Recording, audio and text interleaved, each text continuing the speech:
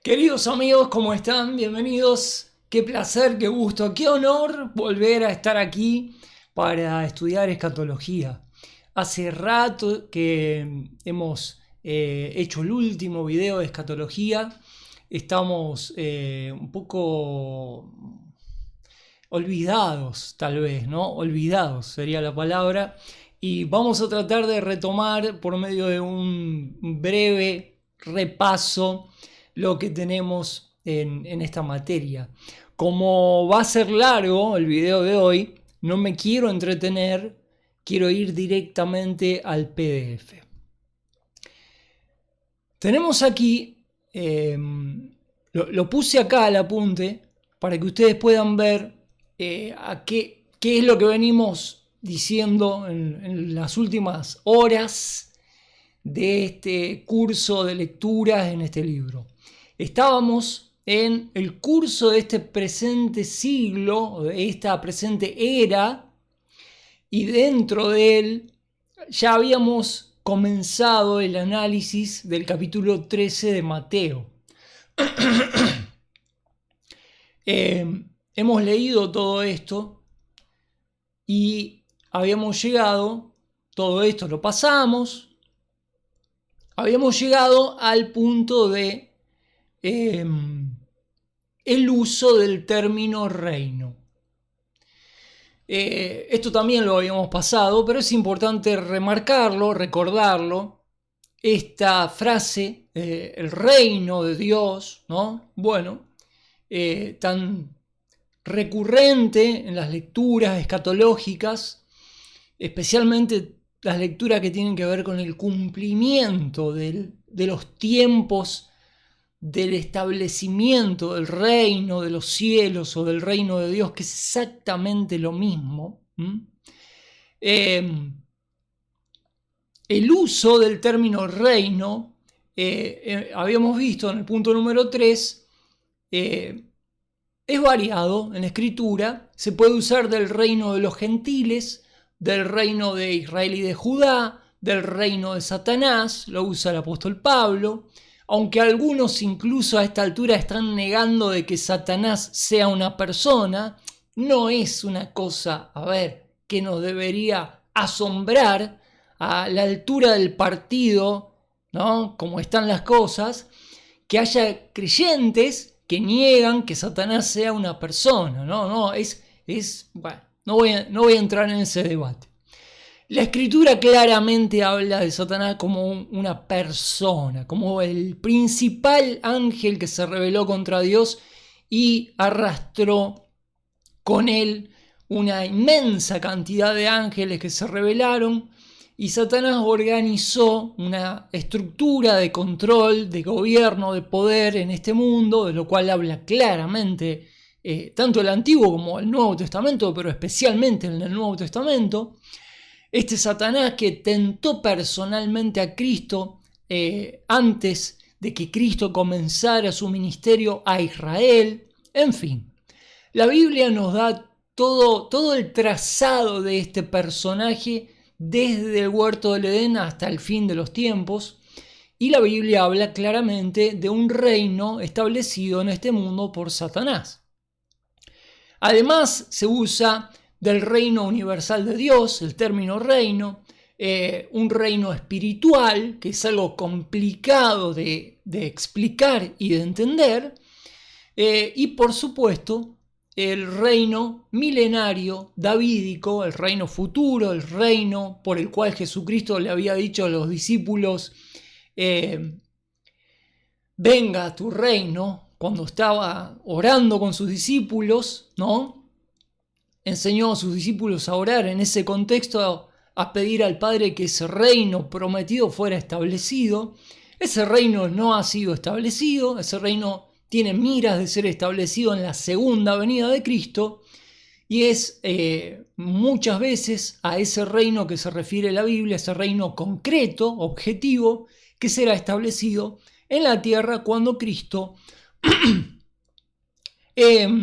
regrese al mundo de manera visible y gloriosa y haya juzgado a este sistema en lo que se narra en las páginas del libro de Apocalipsis. Perdón. Número 7, que es precisamente en lo que estamos, la forma de misterio del reino. Quiere decir, como el reino fue suspendido, literalmente fue suspendido, entremos en una fase en la cual la iglesia está haciendo el trabajo de recoger, de anunciar el evangelio y de,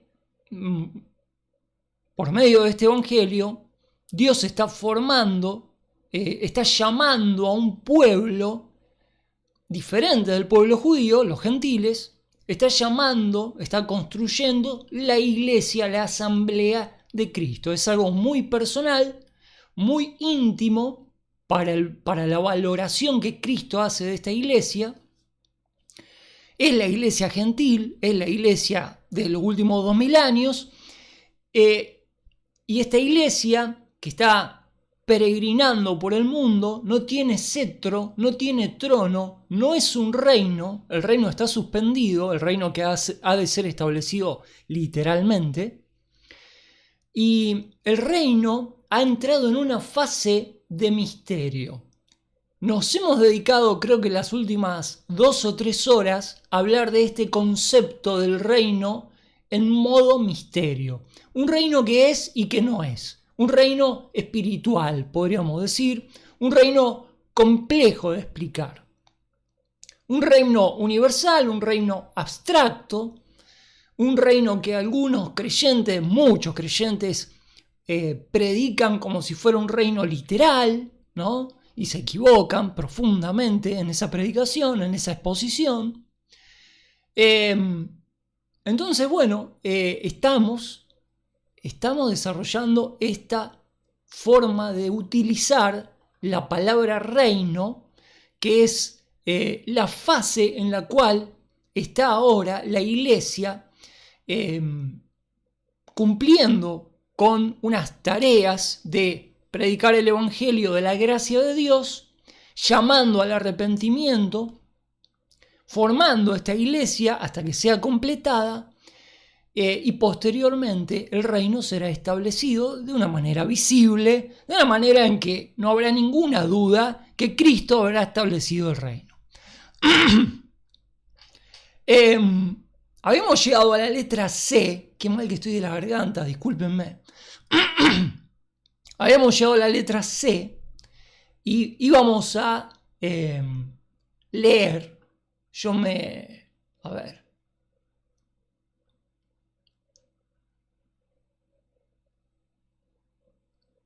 Sí, habíamos llegado hasta acá. Bien. La letra C ya nos llevaba a el capítulo 13 de Mateo de forma más profunda, ¿no? Más detallada, y es por eso que decidimos dejar la lectura en ese punto. Había muchos versículos para leer que señalamos en su momento. Yo voy a leer de nuevo la letra C. Ahí está, el punto número 4, capítulo 13 de Mateo. La letra C ya la habíamos leído. Sí, la habíamos leído. Habíamos leído toda esta parte y nos quedaba por leer el último video que damos acá. Yo empecé a leer el punto 4, o mi intención fue leer este párrafo, y dejamos acá. Entonces vamos a leer el punto de este párrafo y vamos a comenzar en la lectura, en la interpretación detallada del capítulo 13 de Mateo, que es muy interesante. Mateo tiene el capítulo 13 de Mateo tiene 7 parábolas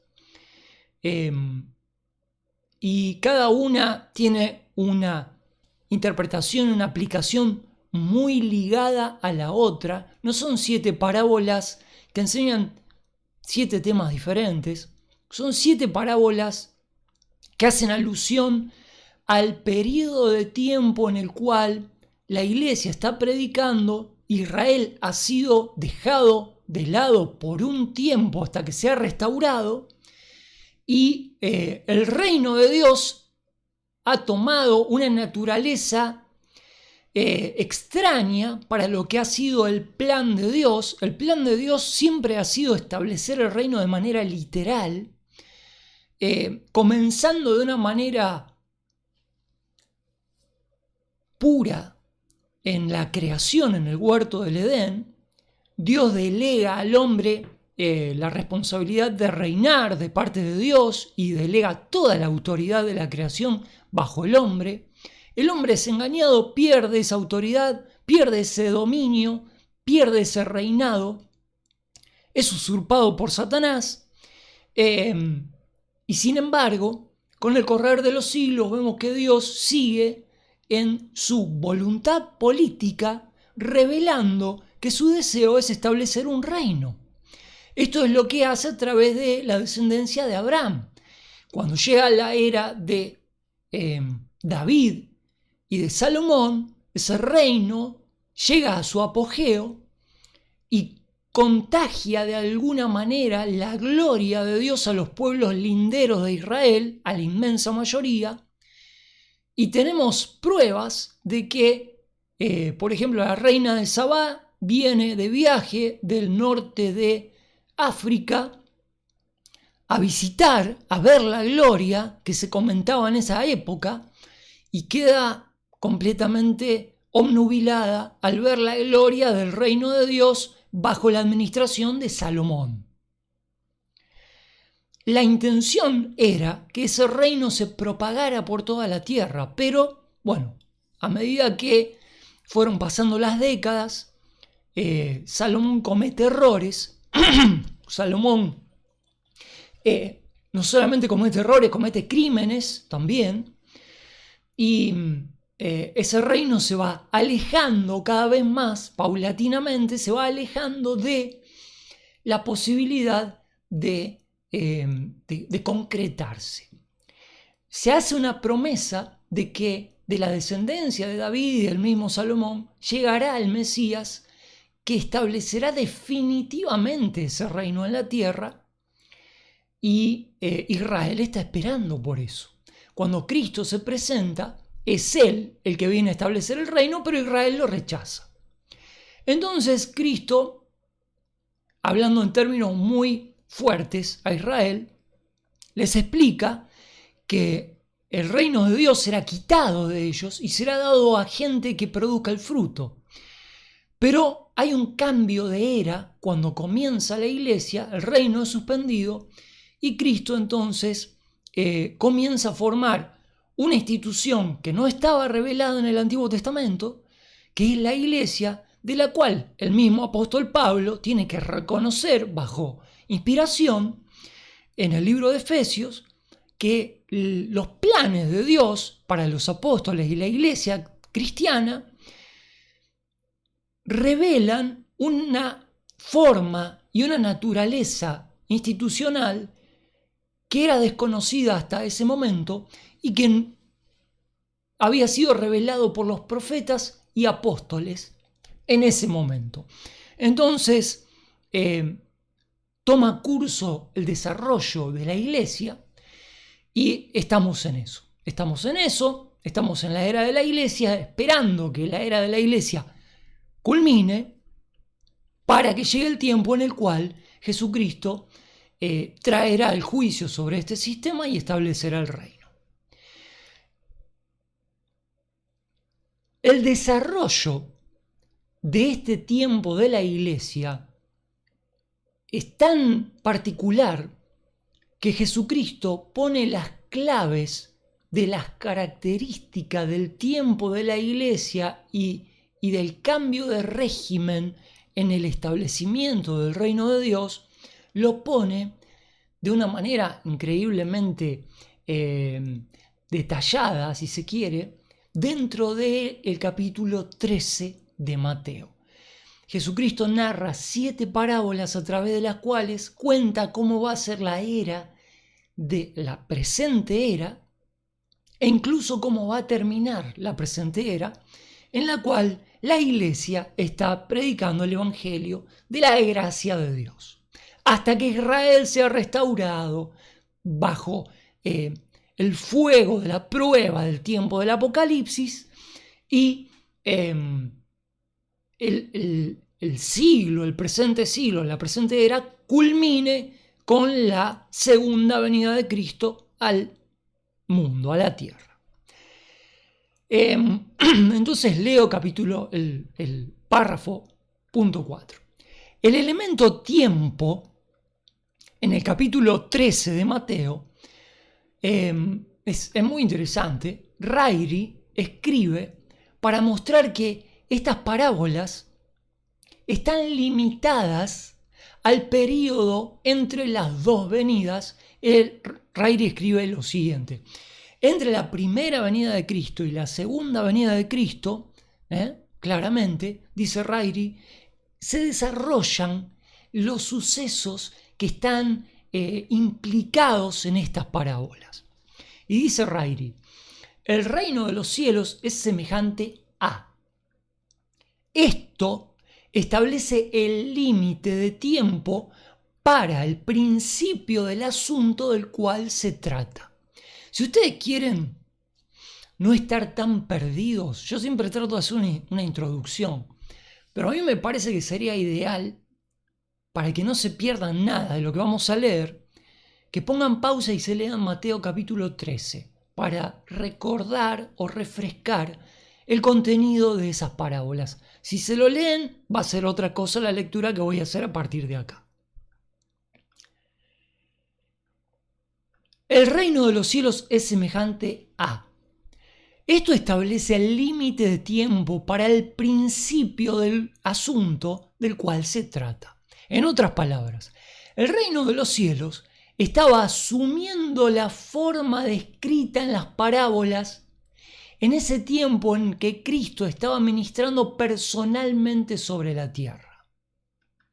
Se refiere al cambio que hay en el momento en el cual Cristo rechaza a Israel, porque Israel rechaza a Cristo como el Mesías, rey de Israel, y entonces Cristo relata estas parábolas y Cristo entonces hace ver una realidad nueva de cómo se va a ir desarrollando el reino de Dios, y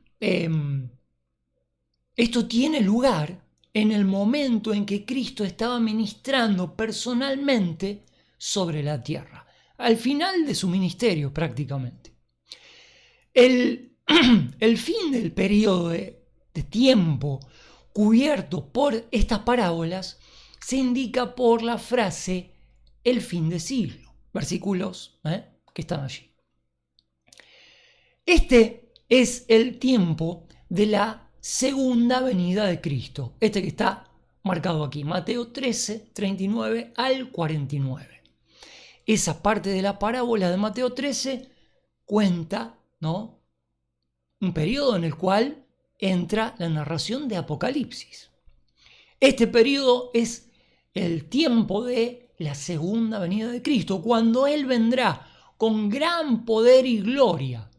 Por lo tanto, es claro que estas parábolas, las de Mateo 13, tienen que ver solo con ese tiempo entre los días en que Cristo habló a los que estaban en la tierra y el fin de la era, el fin de siglo, ¿no? Estas parábolas se desarrollan en ese periodo. Podríamos decir, desde que Cristo habló a Israel en Mateo 13 hasta que Él venga por segunda vez a la tierra a establecer su reino. En este periodo tiene su aplicación práctica estas 7 parábolas. Esto da la clave al significado de la frase los misterios del reino de los cielos. Número 5. Interpretación del capítulo. Bueno, vamos al capítulo 13 de Mateo. Hay varias claves que deben usarse en la interpretación de este pasaje que nos librarán de error. Es un capítulo, Mateo 13 es un capítulo más que nada enseñado desde el punto de vista devocional en las iglesias, como si tuviera una aplicación espiritual para la vida del creyente y realmente no la tiene, o es muy escasa la aplicación que tiene Mateo 13 en la vida del creyente de la iglesia. Para eso siempre digo que están las epístolas de Pablo, que son mucho más puntuales y explícitas, pero hay claves que deben usarse para la interpretación de este capítulo para librarnos de los clásicos errores. Número 1, primero que todo, algunas de las parábolas son interpretadas por el Señor mismo. No puede haber incertidumbre en cuanto a su significado, ni al método por el cual las demás parábolas han de ser interpretadas. O sea, Cristo nos pone la norma de la interpretación, dado que Cristo mismo interpreta algunas de estas 7 parábolas. Cualquier interpretación del todo necesariamente debe estar en armonía con aquello que ha sido interpretado por el Señor, ¿no? Es gracioso escuchar muchas veces predicaciones sobre estas parábolas que van en contra de lo que Cristo enseñó cuando Él lo explica claramente, ¿no? Bueno, es algo gracioso o trágico, podríamos decir, ¿no? Bueno, ahora me fui por tocar la barra del costado, me fui del mapa. A ver, 107, un poquito más abajo. No toquen la barra del costado, que es mortal, ¿eh? Bueno, a ver, acá estamos. Bueno, segundo. Una segunda clave importante es la de observar que, mientras muchas de las parábolas están en lenguaje figurado, estas figuras son familiares en toda la palabra y por lo tanto tienen el mismo uso aquí como en cualquier otra parte. Por ejemplo, una red de pesca, ¿no? Digo, es algo con lo cual estamos familiarizados, o el trigo, o la siembra, o la cosecha. Tienen que tener el mismo uso aquí como en cualquier otra parte de una manera consecuente. El hecho de que estas no son figuras aisladas, hace más fácil la interpretación. Scrooge nos ha dado lo que él considera la clave de la interpretación cuando escribe. A mí me parece, dice Scrooge, que la clave de la interpretación de estas parábolas está en el versículo 52 de este capítulo. Y cita: todo escriba docto en el reino de los cielos es semejante a un padre de familia que saca de su tesoro cosas nuevas y cosas viejas. Es un pasaje muy particular este que está allí, y son muy pocos los intérpretes que encuentran el sentido de esta frase aparentemente fuera de contexto, dicha por Cristo dentro de eso. Es como una especie de reflexión rabínica que hace Cristo, con la cual no terminamos de enroscar que todo lo que dijo con esto, ¿no? Pero este autor dice: a mí me parece que la clave de interpretación de todo esto está justo en esta frase. ¿Qué es lo que interpreta él? Bueno, él dice: estas palabras se refieren a las cosas que preceden y con toda seguridad hablan de las parábolas como nuevas, algunas, y viejas, otras. Pero, ¿cuáles son? En el caso, vamos a seguirle la corriente a Scrooge. ¿Cuáles serían las viejas y cuáles serían las nuevas? ¿No? Interesante el planteo que hace. En el versículo 13:1 de Mateo, leemos que nuestro Señor dice, salió de la casa y se sentó junto al mar y enseñaba. En el versículo 36, fíjense que no es del todo loco lo que dice. En el versículo 1 dice que salió de la casa, enseñaba a la multitud. Y en el versículo 36 dice él, despedida a la gente, entró Jesús a la casa. Lo cual es verdad, hay que establecer dentro de este capítulo 13 que hay una fase en la cual Cristo está públicamente enseñando y una fase muy diferente en la cual termina la enseñanza pública, vuelve a la casa que estaba allí en la ribera del mar de Galilea, en Capernaum, y en un estado más íntimo, ya estando con sus discípulos, hay otra fase de estas parábolas, que es cuando Jesús le interpreta alguna de estas parábolas en privado a los discípulos. Y Scrooge dice, separemos fundamentalmente estas dos esferas del capítulo 13, la pública y la privada. Y tiene mucha razón, hasta ahí tiene mucha razón. Así las parábolas están divididas en 4, anunciadas en público, 4 en público, y 3 pronunciadas en privado. Y la evidencia nos muestra, si es que el versículo 52 es la clave, que las primeras 4 son tesoros nuevos de verdades, las que dio en público, y las últimas 3 son las cosas viejas, esto es, las verdades antes o previamente reveladas. Dado esto por aceptado, si se quiere, el presente siglo se ofrece a nuestra vista en una serie de 7 cuadros progresivos que describen el curso del reino en misterio. Y yo hasta ahí, por lo menos, no tengo nada que objetar. Entonces, hace una lista. Las cosas nuevas. Bien, vamos a ver las cosas nuevas. Número 1.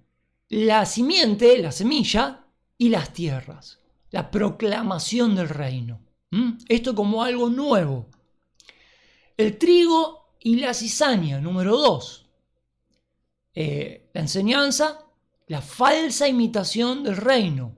Hay que reconocerle acá que hasta ese momento nunca nadie había puesto estos elementos opositores al reino de Dios de manera tan nítida y tan explícita a la vista de la gente. Cristo en este pasaje revela la intimidad de lo que es la trama de Satanás en contra del reino de Dios aquí en la tierra.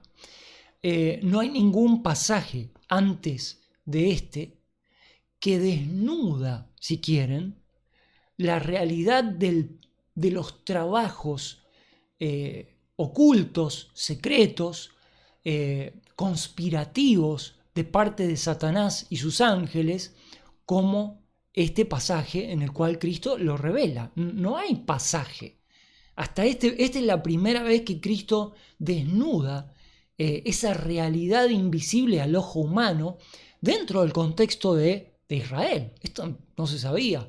Yo creo que es consecuentemente acertado lo que este autor dice acerca de que esto que está siendo revelado en las primeras 4 parábolas parece ser algo nuevo, algo que no fue revelado. Bueno, también no tenemos que hacer un gran esfuerzo para entender de que Cristo vino a revelar de parte de Dios realmente cosas nuevas, y este pasaje es un gran ejemplo, y especialmente de estas 4 primeras parábolas. En tercer lugar, el árbol de mostaza, amplia y visible extensión del reino. Sin embargo, tiene dentro de los elementos de esta parábola, tiene elementos oscuros, ¿no? Que son demoníacos, en la extensión amplia y externa del reino de Dios, ¿no? Muestra esa parábola como, si la leyeron, si pusieron pausa y leyeron capítulo 13 de Mateo, esta parábola del árbol de mostaza muestra cómo hay elementos oscuros dentro de aquello que profesa ser el reino de Dios. Hay elementos que no son de la naturaleza misma del reino, pero están camuflados ahí, ¿no? Que son las aves interpretadas por la Escritura en otro pasaje como demonios en ese contexto. Bueno, la levadura en la harina, corrupción insidiosa del reino, ¿no? Que es el curso del presente siglo, es una mezcla de lo santo y lo profano, ¿no? Una mezcla, una visión de intereses mixtos que se ven dentro del cristianismo. Bueno, estas cosas Cristo las revela con nitidez, de una manera increíblemente reveladora, valga la redundancia, en estas 4 parábolas iniciales.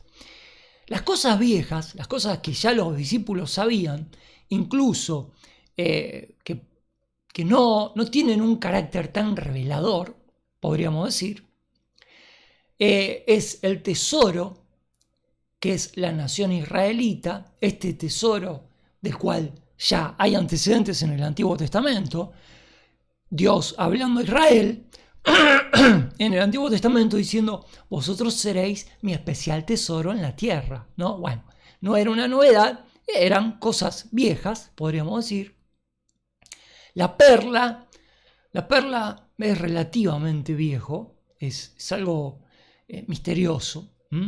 La perla, interpretado como Scrooge, como el remanente judío durante la tribulación.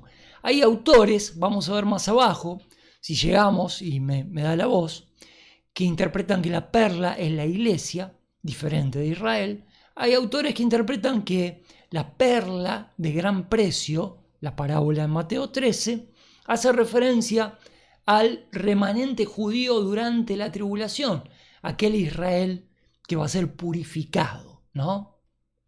Bueno, la red, que es la última parábola de Mateo 13, que termina con un símbolo de juicio. La red es un símbolo de juicio, en el cual se relata el juicio de las naciones al fin de la tribulación. Bueno, vamos a pasar al número 6. Él lo organiza de esa forma, ¿no? Las cosas viejas, las cosas nuevas. Tendría cierta lógica, me gusta. Habría que pensarlo más. Interpretación de las parábolas. Ok, bueno. No es posible ni necesario hacer una exposición detallada de estas parábolas aquí, dice Pentecost. Bastará seguir la revelación del Señor en relación con el curso de este presente siglo, en esta consideración escatológica. Vamos una por una. A.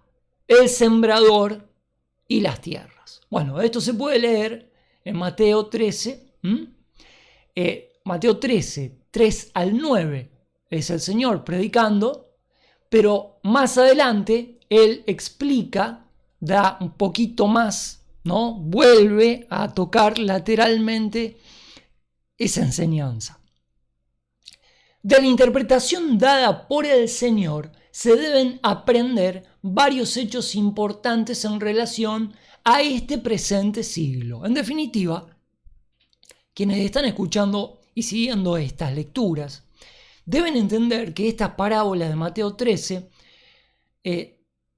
entendidas de esta forma, tienden a arrojar luz sobre cómo debemos interpretar este tiempo presente en el cual está la iglesia haciendo su obra, su ministerio. Número 1, vamos a ver qué dice acerca de la parábola del sembrador. Este siglo se caracteriza, esta era, se caracteriza por la siembra de la semilla, de la simiente, la cual en la porción paralela de Marcos 4:14, hay que leerlo, se indica que la semilla es la palabra. Pero aquí, en Mateo 13, se ve como los hombres que son los hijos del reino, podríamos decir. Esta semilla es por antonomasia la palabra de Dios. Está caracterizada en toda la Biblia, la palabra de Dios, como la semilla que lleva potencialmente fruto de vida, fruto multiplicado de vida. ¿Ok? Pero en Mateo se hace alusión a los hombres porque esta semilla ya está encarnada en los creyentes, que son, podríamos decir, junto con la palabra de Dios, el creyente es un participante activo. La palabra de Dios incide tanto en la vida del creyente que el creyente a su vez es considerado como la semilla viviente, si quieren, que es la encargada de el mecanismo a través del cual Dios esparce esa semilla. Son los hombres, son los hijos del reino que llevan la palabra de Dios. Están implicados hasta tal punto de que esto, yo creo, nos hace ver la coherencia que hay que tener como creyentes en la vida con respecto a la palabra de Dios. Y nosotros decimos que somos creyentes. La Biblia nos tiene tan imbrincados con la palabra de Dios que está determinado la labor, la efectividad del creyente en este mundo, está determinado por cómo no solamente conoce, sino cómo entiende la palabra de Dios. La capacidad del creyente en manejar, en interpretar la palabra de Dios es determinante a la hora de la extensión del reino, si quieren, ¿no? Y no me voy a extender más sobre este punto. Pero bueno, aquí se indica que la palabra esa se ve como los hombres, directamente. Fíjense la implicación que tenemos los creyentes en el desarrollo de este reino que fructifica. Número 2, dentro del siglo, dentro del desarrollo de esta era, hay una marcada diferencia en la preparación de las tierras para la recepción de la semilla sembrada. Esto está claro, es muy explícito. Alguna tierra produce de una forma, otra tierra produce de otra tierra directamente no produce, en fin. Esto no vamos a entrar en detalle de qué es lo que simboliza la tierra, pero es un elemento que está claro, ¿no? Dentro del siglo, dentro de la era, hay una marcada diferencia en la preparación de las tierras para la recepción de la semilla. Número 3, el siglo se distingue, la era. Yo cuando digo siglo no me gusta tanto porque algunos tienen la tendencia, muchos creyentes, de interpretar literalmente un siglo, 100 años, y no es eso. Es el periodo de tiempo de la iglesia, podríamos decir, este llamado siglo, ¿no? Esta era, la era de la iglesia. Esta era, este siglo, ¿en qué se distingue? Bueno, se distingue por la oposición. Fíjense, esto está claro y nítido en la parábola. Por la oposición a la palabra por parte del mundo, de la carne, los deseos pecaminosos, y el diablo, ¿no? Hay una oposición, una triple oposición, si quieren, contra la palabra de Dios. Número 4. Durante el curso del siglo, durante la era de la iglesia, habrá una respuesta decreciente. Fíjense qué interesante, interpretado a la luz de si Mateo 13 es el relato cronológico de la era de la iglesia, lo que vamos a ver es que al principio de la era de la iglesia había un gran fruto, ¿no? en los primeros siglos de la era de la iglesia, pero a medida de que la era de la iglesia va avanzando y llega a su fin, la receptividad es cada vez menor en este mundo, lo cual parece ser bastante coherente con la historia cronológica de la iglesia. Es verdad. Durante el curso, ¿a qué se refiere? ¿A qué hace referencia? Bueno, lo leo de nuevo. Durante el curso del siglo se predice que habrá una respuesta decreciente a la siembra de la semilla, a 100, a 60 y a 30% de rendimiento, ¿no? Pareciera que, hay una coherencia desde el punto de vista de las epístolas de Pablo, el apóstol Pablo, el apóstol Pedro también, en segunda de Pedro, nos hacen ver que en los postreros días de la iglesia será un desastre total. Un desastre total. Y creo que ese desastre, retratado así como están las epístolas de Pablo y de Pedro, creo que ese 30, ¿no? Ese 30% de rendimiento es simbólico, no es literal, pero debe interpretarse en relación a 60 y a 100. Es verdad, desde un punto de vista histórico, que es difícil contraponer al periodo de tiempo de los primeros 3 siglos, 4 siglos, es difícil contraponer otro periodo de tiempo dentro de la era de la iglesia que haya sido semejante, ¿no? Tal vez algunos dirán el siglo XVII, el siglo XVIII, de las grandes misiones, de los grandes avivamientos. Es verdad, ha sido un periodo de tiempo muy interesante, pero el mayor rendimiento desde el punto de vista de esta parábola fue al principio de la era y después va decayendo. Muy interesante. Tal es el curso del siglo. Marcos 4:13 revela que esta parábola, con la revelación del programa que constituye, es básica para el entendimiento de las otras parábolas del discurso. Las parábolas restantes tratan del desarrollo del programa de la siembra de la semilla. Acá lo que está diciendo es la parábola de la semilla del reino es el fundamento para entender el progreso de la historia de la iglesia de Cristo en los últimos 2000 años. B, otra parábola, el trigo y la cizaña. En esta segunda parábola es igualmente interpretada por el Señor. Varios hechos importantes son revelados mediante ella en relación con el curso de la era del siglo.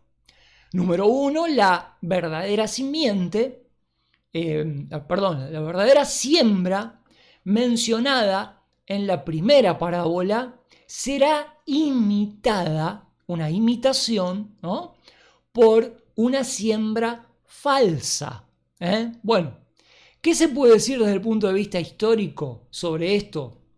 Se puede decir que a medida que la iglesia primitiva comenzó a predicar el evangelio, hubo una imitación y una siembra falsa, paralela, uno con otro, ahí cabeza a cabeza. Sí, absolutamente. El elemento histórico fácilmente reconocible es el gnosticismo. La gnosis, sobre la cual el apóstol Juan combate profundamente en su primera epístola, la primera epístola de Juan, es una defensa flagrante, iluminada, inspirada por el Espíritu Santo, contra las influencias gnósticas. El apóstol Pablo no hace tanto énfasis sobre la lucha contra la gnosis en el primer tiempo de la iglesia. Pablo combate más a los fariseos, a la incidencia y la influencia judía que trataba de hacer volver a la ley, ¿no?, a los cristianos que se habían convertido, más que nada a los judíos que se habían convertido al cristianismo. Pero Juan es el que más enfoca la influencia gnóstica, que era una mezcla de filosofía y religión que adoptaba una predicación falsa de un evangelio. Incluso los gnósticos redefinieron a Cristo, redefinieron el evangelio, pero esto no siglos después que la iglesia comenzara a predicar el evangelio, sino al mismo tiempo, paralelamente. Bueno, la gnosis llega hasta nuestros días, ¿no? El gnosticismo, la nueva era de hoy, es lo que tenemos hoy, propagando, ¿no?, el Cristo cósmico, etcétera, etcétera. Entonces, es verdad que en esta parábola se revela de manera profética que la siembra de la verdadera semilla del evangelio será imitada por una siembra falsa. Y esto está a la vista. Número 2, habrá un desarrollo paralelo, por ende, de aquello que es bueno con aquello que es malo como resultado de las dos siembras. Esto es algo que muchos creyentes nos arrancamos los pelos de la cabeza, nos devanamos el cerebro tratando de entender cómo es posible que dentro del movimiento cristiano evangélico haya vertientes tan diferentes de la doctrina bíblica. Bueno, esto se explica claramente por el hecho de que hay un desarrollo paralelo de la verdadera doctrina y de la doctrina falsa que está mezclada e integrada dentro de la iglesia cristiana a grandes rasgos institucionales, ¿no? Si ustedes recorren la parábola del trigo y la cizaña, van a ver que los siervos van al Señor de la siembra y le dicen: Señor, vos sembraste la semilla buena, ¿de dónde salió esta? Y el Señor les dice: un enemigo la sembró. Y los siervos le dicen: ¿querés que vayamos y arranquemos toda la cizaña? No, le dice el Señor. No, porque lo que va a pasar es que van a arrancar también la buena semilla, el trigo junto con la cizaña, porque son muy parecidas, son iguales. Uno tiene fruto, el otro no tiene, paja. Pero en la apariencia son iguales. Entonces el Señor del campo le dice: no, esperen hasta el fin de la era, donde vamos a cosechar y vamos a separar el trigo por un lado y la paja por el otro, y la paja va a ser quemada en fuego que nunca se apagará.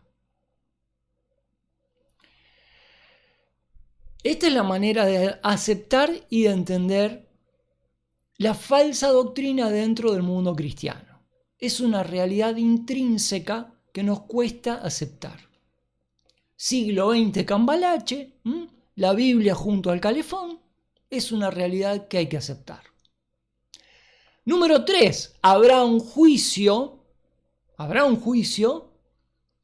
al final de la era para separar lo bueno de lo malo. Lo bueno será recibido en el reino milenario, en el reino literal, y lo malo será excluido.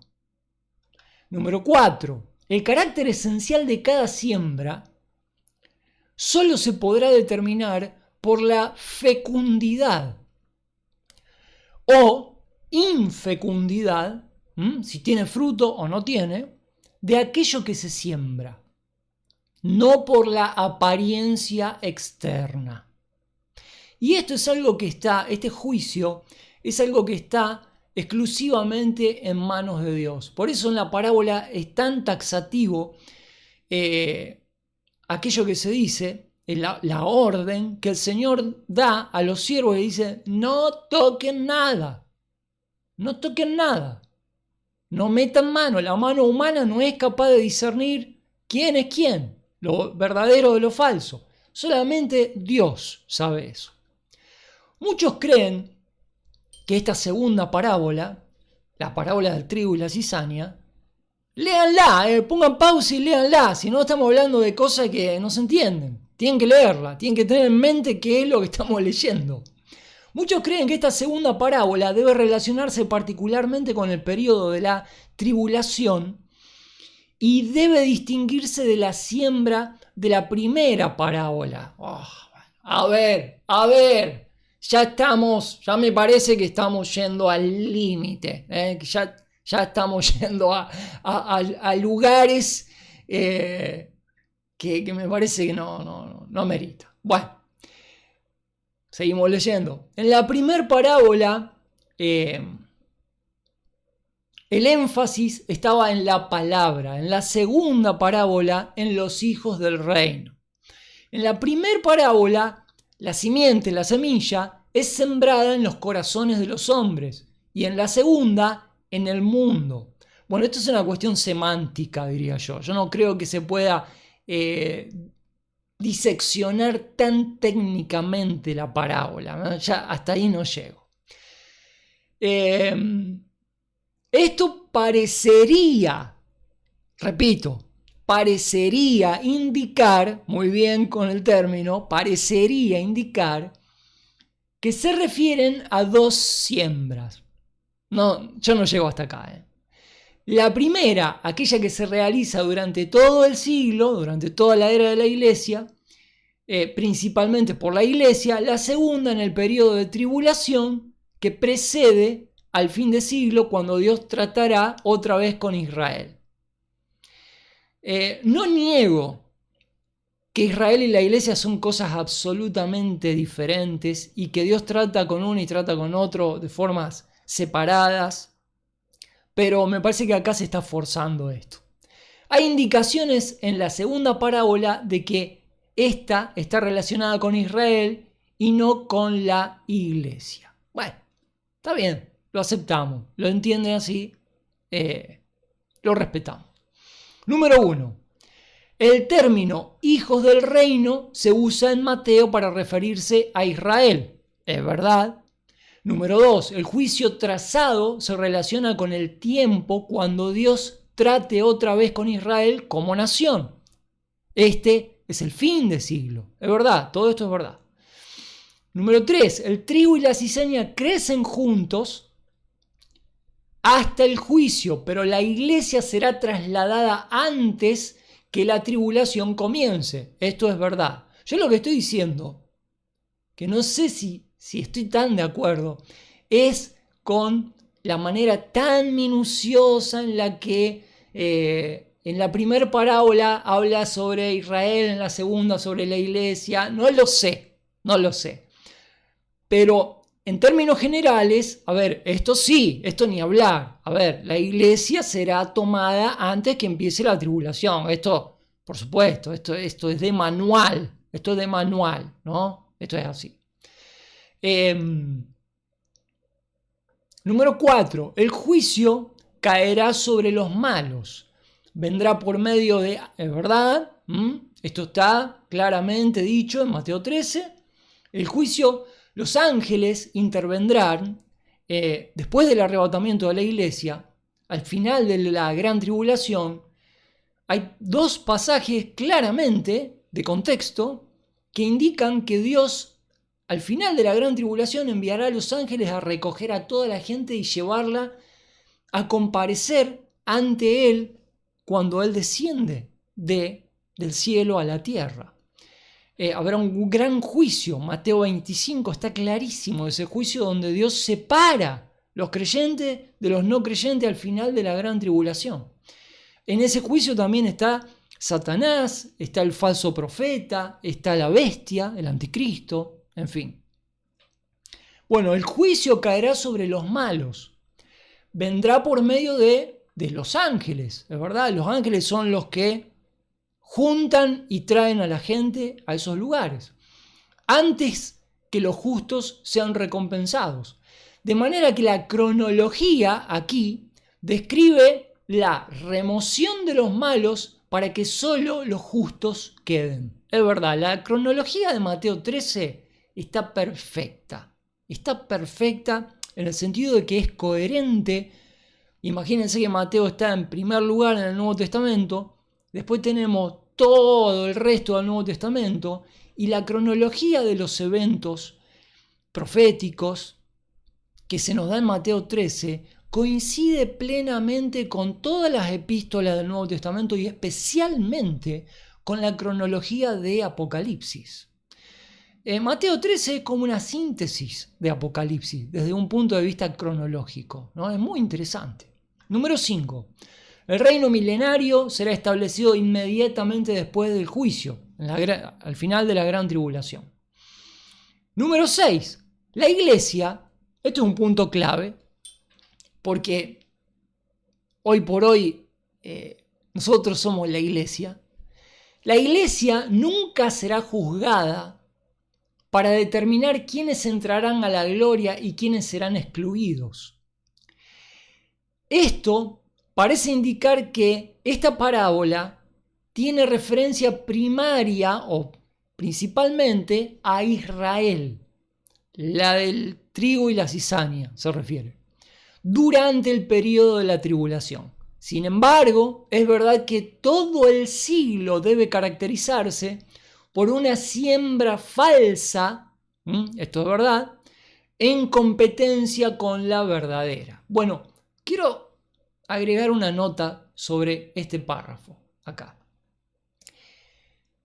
La confusión de parte de muchos creyentes con respecto a si la iglesia pasa o no por la tribulación tiene que ver con una gran equivocación.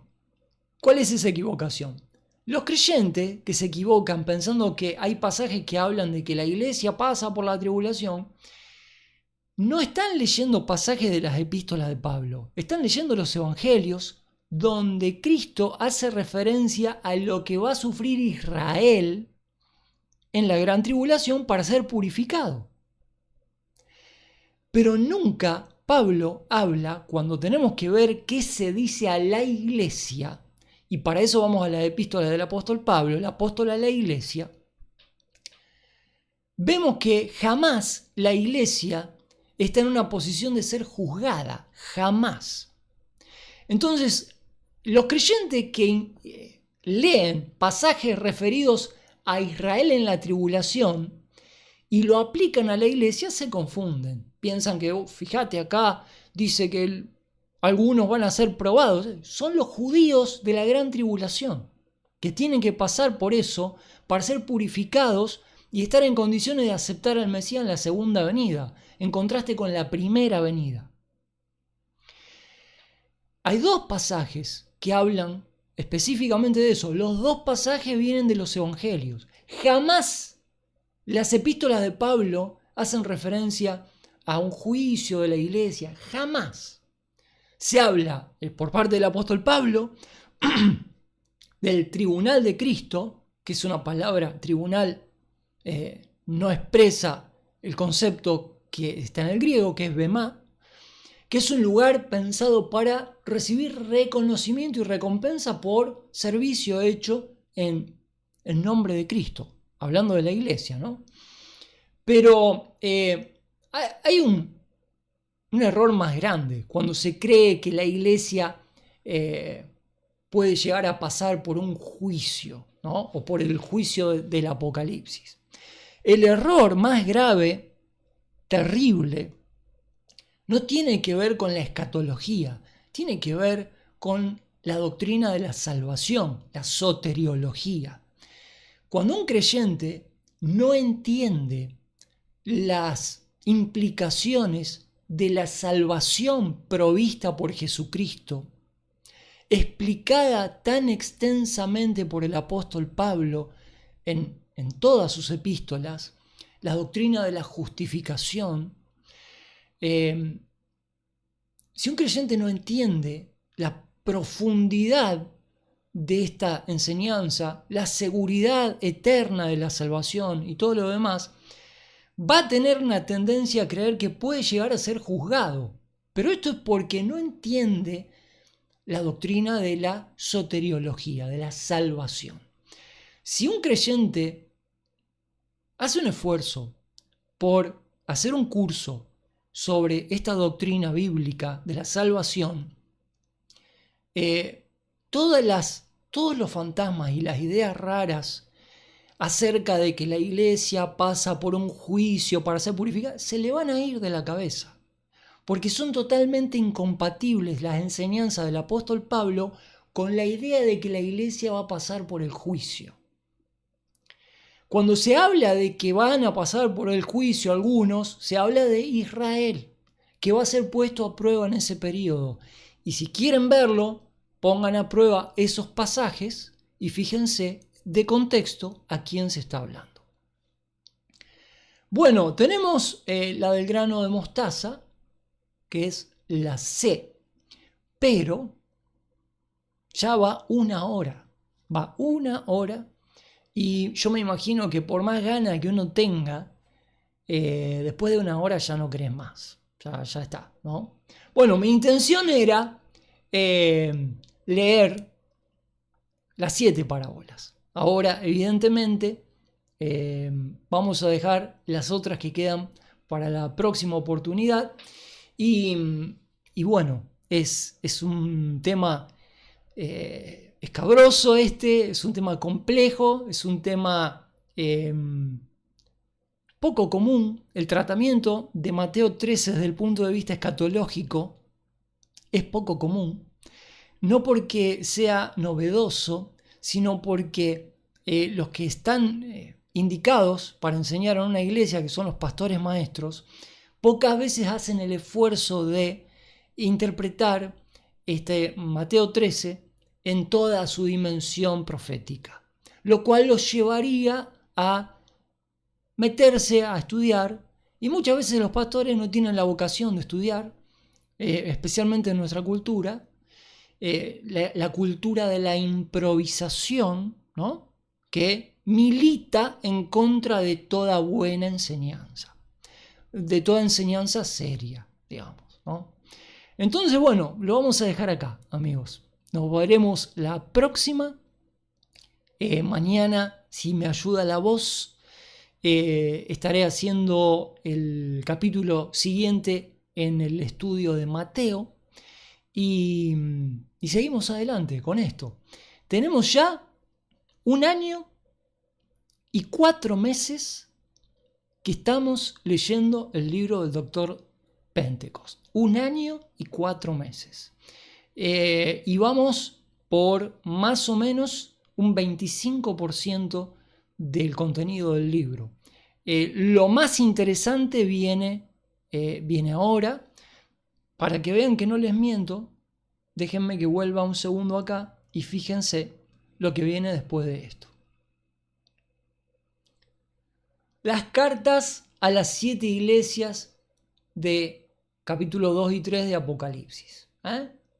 Yo sé que esto es del gusto y del agrado de los amantes del Apocalipsis, pero fíjense cómo de a poquito, ¿no? De a poquito vamos llegando, vamos entrando en materia.